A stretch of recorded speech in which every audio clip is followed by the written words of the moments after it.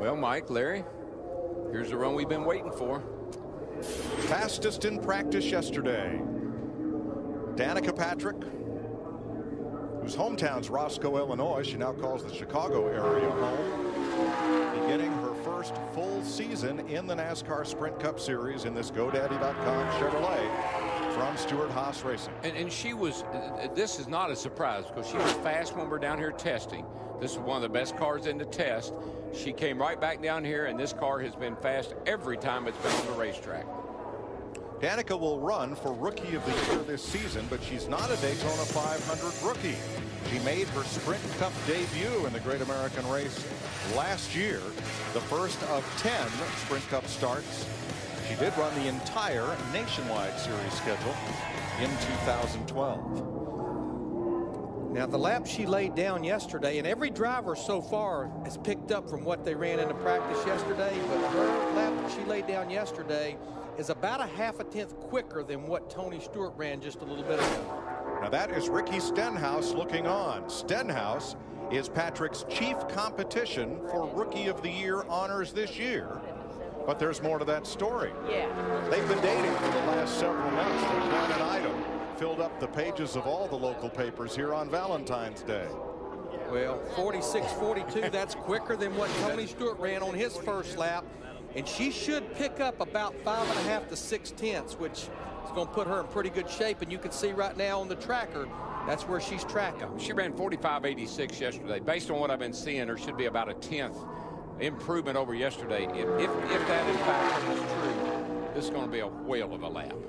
Mike, I know who else she's going to give some competition to this year on another award. I think that Sprint Cup Series most popular driver award that Dale Earnhardt Jr. pretty much has been a lock for the last few years.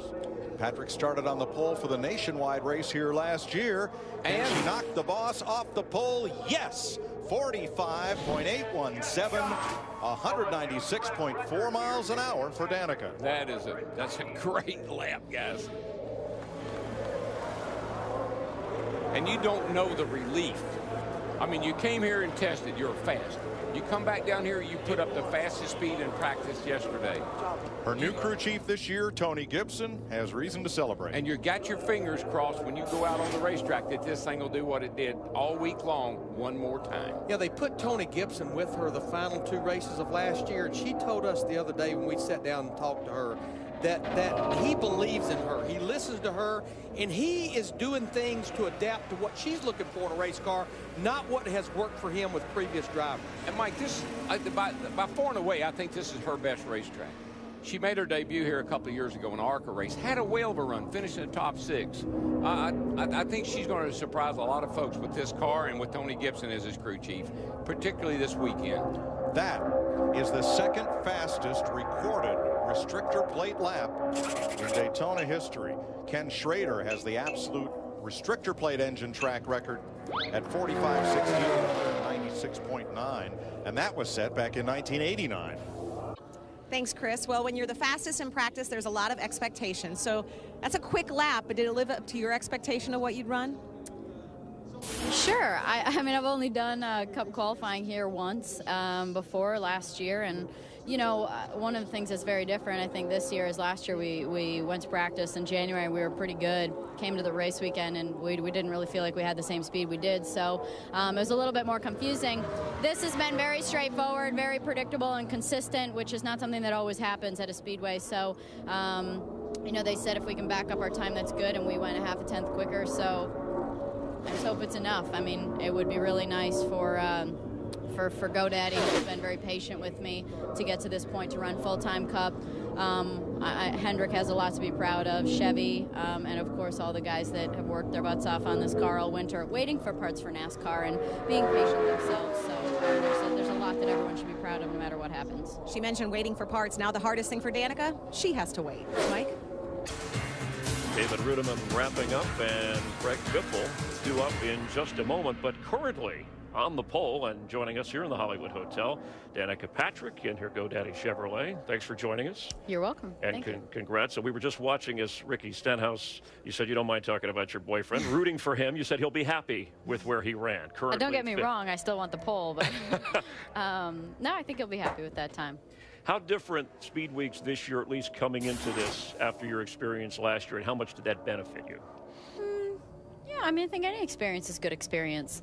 But I feel like it was a different experience last year. You know, we practiced in January and we felt like we were pretty good. And then we came for the race weekend and we just weren't. And this year we were pretty good in practice in January. So it made me worry coming to the weekend thinking, is it going to be a whole different story? But it wasn't. And I think that's just been the story of how it's gone so far. It's been pretty predictable and consistent and smooth, really. You had that top practice speed, and right, and then so that sets you with Tony Stewart, who kind of set the tone early today. Stewart Haas in a groove here. Well, I mean, we're 1, 2, 3 right now, and I think that's. I mean, I think that says a lot about the team, a lot about Stewart Haas Racing, a lot about how much work was done over the winter, how close they pay attention to details, and how they've adapted to this new car.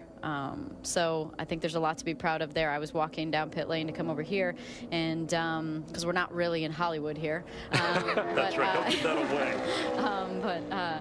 I said I saw my friend Chris from GoDaddy, and then Tony Gibson was standing there, and I said, you know, you're the two people that I want to do it for. I want to do it for the team because it's very much about your preparation of the car, and I want to do it for you because GoDaddy, because you've been very patient with me to get to this point. So that's who I really want to do it for. And obviously Hendrick has done a good job of giving us some really good engines. So there's a lot of other people involved, and just me for sure, and just the driver. It's this is a very much a team pole, or a team front row, or a team top 6 if that happens, or a team qualification for that matter. So I'm not counting my eggs before they hatch. Yeah. So who are you watching closely? Who do you worry about? And you said you kind of impatient here, and now you got to sit. Well, and wait. I was watching Biffle. I mean, I think that you know, those Roush cars are really good. Obviously, Ricky put up a good lap, quite a few tenths quicker than yesterday in practice. So I think that there's always something there. I feel like they do a good job of holding back until qualifying. But I think you've got to. I'm definitely watching Austin. I think that you know, he's a concern. You just never know. And then you got Junior coming up just a couple after him. So and Jeff's a couple after him. So I think anytime you've got, you know, those top teams, you know, you've got to worry. Basically, I'm worried about every single driver that has left to go. All right, you know, we have a few more questions. You don't have to worry about Ricky. He's standing by, though, with our Matt Yoka. Matt? And you said before, just because it's been talked about a lot on Valentine's Day, which was Media Day, the fact that you and Ricky are dating. So you don't mind the questions about that? It feels awkward for you even, right? It's just an awkward conversation, but not normal. You guys seem really, I feel funny asking, like we're on Entertainment Tonight or something like we're that. Not, though. TMZ, but just the effect, it is unique when you're going to be out on a racetrack, especially next Sunday in the Great American Race. You're both rookies. Any advantage, disadvantage, can you separate? You know, I mean, obviously I've been asked this already, and somebody asked me if out on the track, is he just another number out there? And I said, no, he's never been another number. He's been somebody that's always helped me, and someone that's always given me advice, and somebody that I have a lot of respect for and have always given room and been very, very fair out there.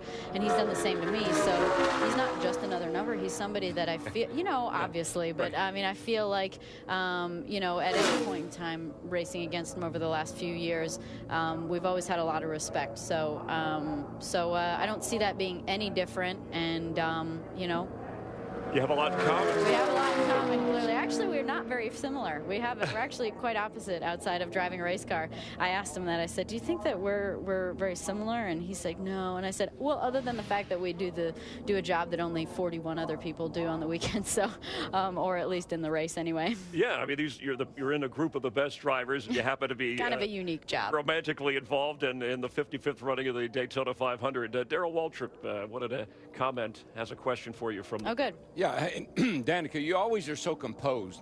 I've seen you lose your temper a few times, but were you nervous today? When you went out to make this run today, were you at all nervous? I was a little bit nervous. You know, it's all about, you know, just getting the shifts right and being smooth. And more than anything, I think it's about, you know, you're trying to hug the line as much as possible, but you're trying to not steer too much. And so sometimes the car wants to kind of track up and move up.